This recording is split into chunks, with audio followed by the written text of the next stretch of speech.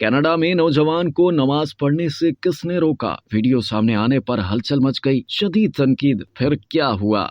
Canada के दारुल हुकूमत Ottawa में मुसलमान नौजवान को रेलवे स्टेशन पर नमाज पढ़ने से रोक दिया गया। मुसलमान नौजवान को नमाज से रोकने की वीडियो सोशल मीडिया पर वायरल हो गई। गैर मुल्की मीडिया के मुताबिक ओटावा के रेलवे स्टेशन पर तैनात गार्ड ने मुसलमान नौजवान अहमद को नमाज पढ़ने से रोकते हुए कहा कि आपके नमाज पढ़ने से दूसरे लोग डिस्टर्ब होंगे। रिपोर्ट्स के मुताबिक मुसलमान नौजवान रेलवे स्टेशन के एक खाली हॉल में नमाज अदा कर रहा था, जहाँ लोग मौजूद नहीं थे। गार्ड ने मुसलमान नौजवान को आइंदा रेलवे स्टेशन की हुदूद में नमाज न पढ़ने की वार्निंग भी दी। वीडियो वायरल होने के बाद रेलवे स्टेशन की इंतजामिया और गार्ड को शदीद तनकीद का निशाना बनाया गया, जिसके बाद रेलवे स्टेशन की इंतजामिया ने नोटिस लेते हुए गार्ड को मुअत्तल कर दिया। इसके साथ ही मुतासरा मुसलमान नौजवान और मुसलमान कम्युनिटी से गैर मशरूत माफी मांगी और वाक़े की तहकीकात का भी ऐलान किया।